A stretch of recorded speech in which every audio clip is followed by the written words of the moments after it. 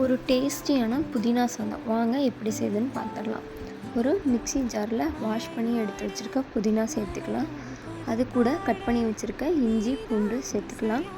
இப்போ அது கூட 2 பச்சை மிளகா கட் பண்ணி சேர்த்துக்கலாம். கொஞ்சமாக ஜீரகம் சேர்த்து அரைச்சி எடுத்துக்கலாம். இப்போ தாளிச்சிக்கலாம். கடாயை அடுப்பில் வச்சுட்டு கொஞ்சமாக எண்ணெய் சேர்த்துட்டு 1 ஸ்பூன் கீ ஆட் பண்ணி சூடு ஆனதுக்கப்புறம் கடுகு போட்டு கடலைப்பருப்பு உளுந்தம்பருப்பு சேர்த்து வணக்கிக்கலாம். இப்போ இது கூட கொஞ்சமாக வேர்க்கடலை சேர்த்துக்கலாம். அது கூட நம்ம எடுத்து வச்சுருக்க கொஞ்சமாக முந்திரி பருப்பு சேர்த்துக்கலாம். இப்போ எல்லாத்தையும் நல்லா வணக்கிக்கலாம். ப்ரௌனிஷ் கலர் வர அளவுக்கு வறுத்துக்கலாம். இப்போ இது கூட கட் பண்ணி வச்சுருக்க பெரிய வெங்காயம் சேர்த்துடலாம். இப்போ இது எல்லாத்தையும் மிக்ஸ் பண்ணி நல்லா வணக்கிக்கலாம். கொஞ்சமாக உப்பு சேர்த்துக்கலாம் வெங்காயம் வணங்குறதுக்கு. இப்போ வெங்காயம் வணங்கிடுச்சு. நம்ம அரைச்சி வச்சுருக்க பேஸ்ட் ஆட் பண்ணிக்கலாம். இந்த பேஸ்ட்டு நல்லா எண்ணெய் பிரிஞ்சு சுண்டி வர அளவுக்கு நம்ம வணக்கி எடுத்துக்கலாம்.